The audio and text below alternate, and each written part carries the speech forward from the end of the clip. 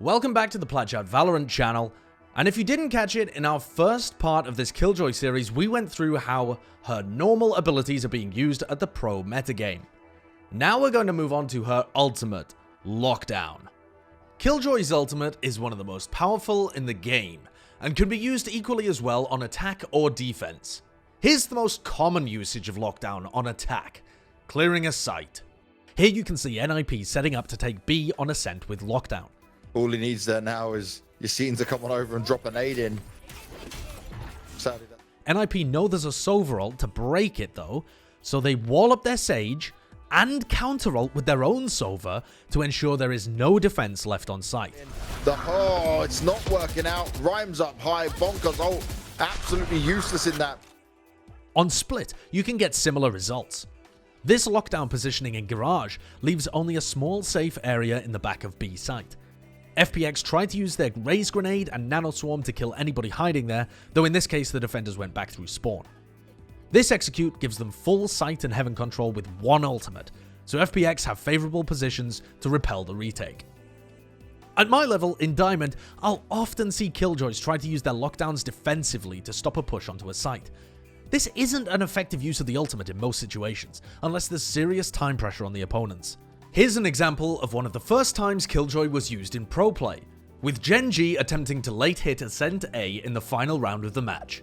Killjoy's turret spots them going tree with 20 seconds left, so Mitch pops his lockdown to deny them entry to the site. Going to be in play. Mitch is going to be using the Killjoy ult too. They're using everything to try and hold him off here. Relics gets the kill. One player left alive. It's going to be Mikhail. He manages to get at least one, but when it's all said and done, the spike is down. Mikhail loses the match while detained. Pepe hands indeed. Mikhail is just stuck there with his hands up, no options. That's GG. Here's a more interesting usage that doesn't rely on time pressure. Lockdown is used only once Dignitas fully commit to their A site hit. This is getting a little scary, I have to say. They're very low on HP. Tens will find They're far from the safety of A main, and they don't control the angles that they would have to retreat through. Poised tries to cover the disengage, but two players get detained for an eco round win. Upon this bomb site, and that means that they can't get the spike planted. They got 40 seconds to go. They're getting chased by Mitch's Classic. What? How is Mitch getting so much way. value out of the Classic? This makes absolutely no sense. Cryptix's name keeps popping up in this video because I think he had the most intelligent and thoughtful usage of Killjoy we've seen in pro play so far. Here, Cryptix puts the lockdown in A short when planting on Haven, pushing the retakers away to B and giving Liquid early uncontested control of AB connector. Look at where it's pushed them to. Wow. NIP now have to retake all this ground against players who can flash and peek constantly before they even get to the site to start the retake proper. The most consistent usage of Killjoy ult is to aid in retakes. There are many examples of this in pro play, so let's just whiz through some common positions. Top teams are already playing Ascent A for retake, and this lockdown on grass just makes things much easier. Just be careful you don't get pushed from the door.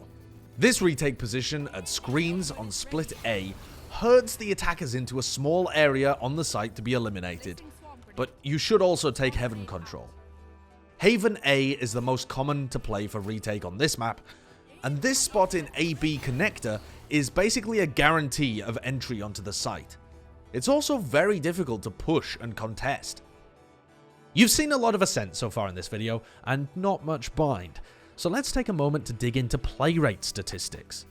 Over the 3 major tournaments that I'm tracking here in Europe and North America with Killjoy enabled, there were clear patterns in the data. Firstly, Killjoy is being played more over time, as one would expect for a new agent. She started out in North America being played a quarter of the time, while EU played her a third of the time a little later on, and then in the more limited Blast events in Europe, the top 4 teams played her over 40% of the time. Killjoy's best map, both theoretically and in terms of play rate data, is Ascent, where she can be run as a Cypher replacement or with the Cypher.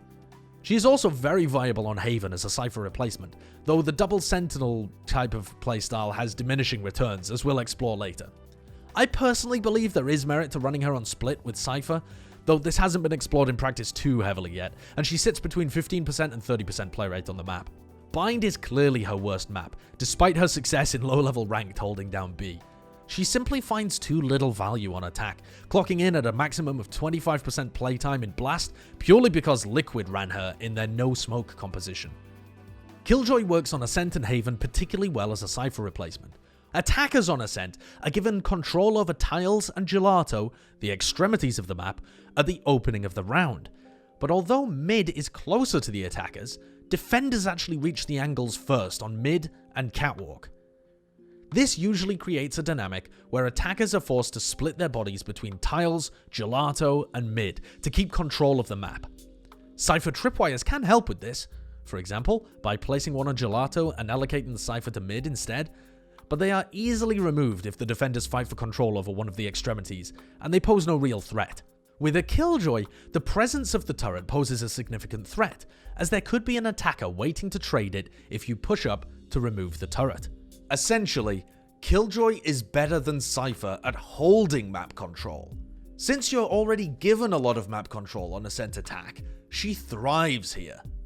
This concept also applies to Haven defense, where your whole plan is to keep map control on 3 separate bomb sites. Let's take a look at G2's Pith, and specifically at Pith's turret placement in the back corner of B. This detects people lurking through B, allowing G2 to play full retake without worrying about people sneaking through. It's significantly better than a tripwire on B main. Turrets are also very useful for playing safe positions on A and C, giving you the perfect timings to peek without exposing yourself to unnecessary risk for information. A large number of the North American teams in Pop Flash played Killjoy on Ascent with a Cypher. This composition is all about controlling the extremities heavily on attack and never allowing your opponent's information, then having 2 sentinels to dominate on defense. It uses a very similar theory to the Killjoy on its own, but with a Cypher to make doubly sure that aggression is punished. The turret at tiles shuts down B aggression, as aggressors will die to the Killjoy baiting the turret, and this allows Cypher to dominate the gelato area with his cam and tripwires, and gives the rest of the team control over the extremities very easily.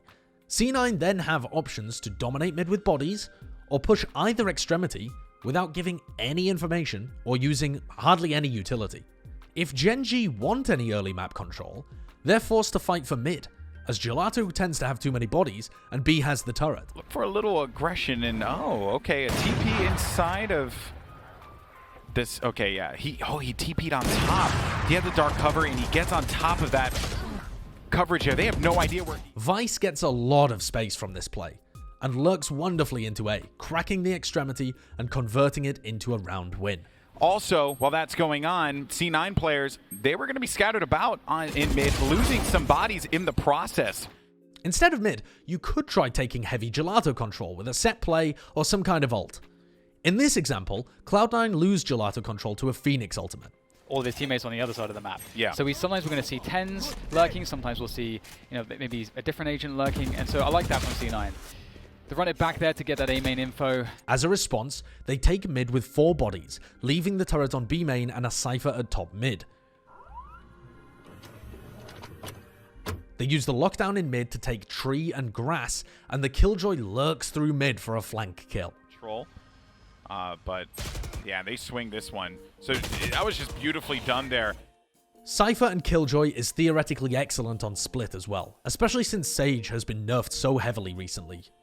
The only teams to try this were T1 in Pop Flash, though Cloud9 and FPX have run Cypher Killjoy with the Sage, which functions similarly but with even more weight towards getting defensive rather than attacking rounds.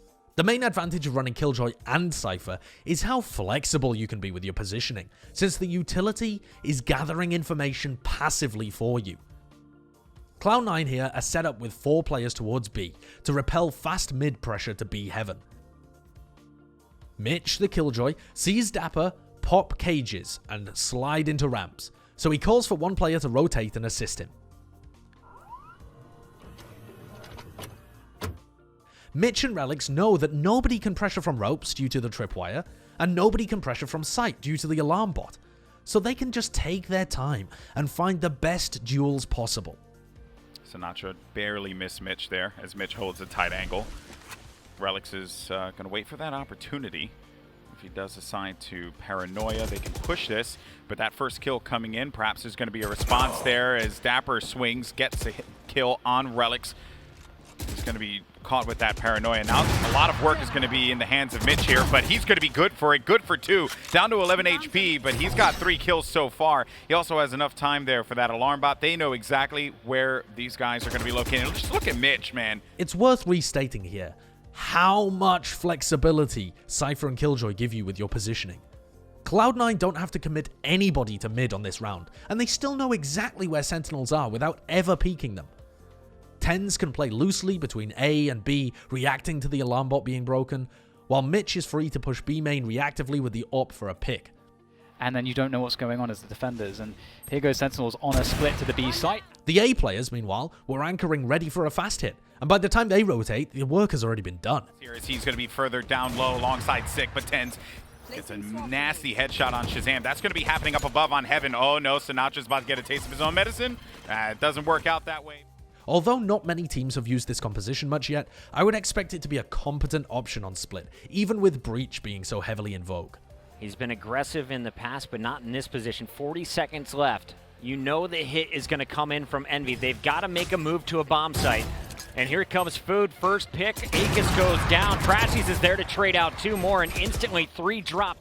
While Cypher and Killjoy are effective together on Ascent attack and Split defense, on Haven, playing both Cypher and Killjoy doesn't actually get you any more map control on attack at all. As attackers on Haven, you aren't given control over the extremities at the beginning of a round. You have to fight for C long and for A.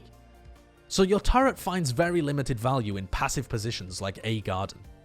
When combining the turret with tripwires, Cypher and Killjoy's joint utility has massively diminishing returns. It basically only stops flankers from going into your spawn. Additionally, you have even less utility to take A long or mid, and your site executes are very low on utility without the Sova or the Breach. Attacks with this composition end up amounting to simply hitting the site with guns out.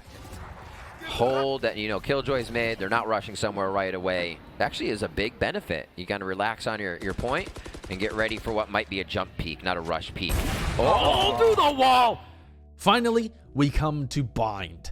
In my opinion, Killjoy is not more useful on Bind than a Cypher, and using them both together horrifically limits your team in terms of useful utility. Liquid did try to make use of Killjoy in their no smoke composition, and Cryptix did a great job of playing inventive positions on defense. Here we see Scream waiting to flash off the turret's timing in showers. When they come to the attack with those no smokes, I pity them. I don't want to be them at all. This turret sees the attackers before they see Scream, letting him flash when the turret fires to catch players close. A bit like Caboose in the example previously.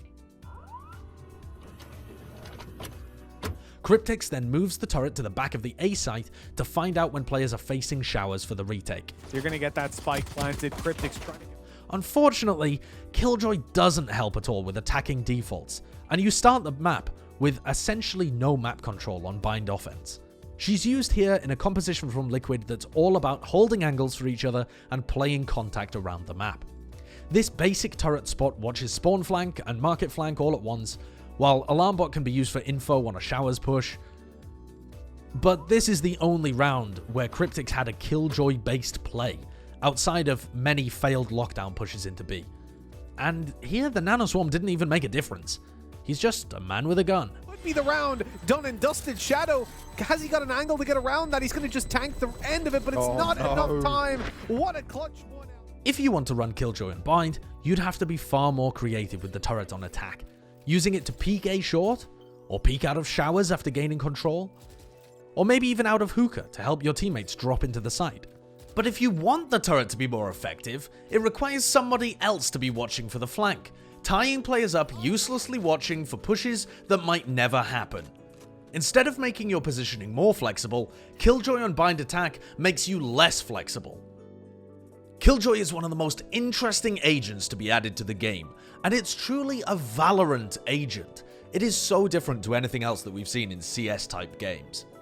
I'm very excited to see how people like Steel, for instance, use Killjoy during First Strike, as I'm sure the understanding of the agent has progressed much further than the basics here during the last month of Hidden Scrims. I hope you learned something interesting from this video about how the professional metagame around Killjoy is evolving. Hit the subscribe button below for more videos like this in the future. Alright, wish me luck. Nice. I don't need this, you can take it.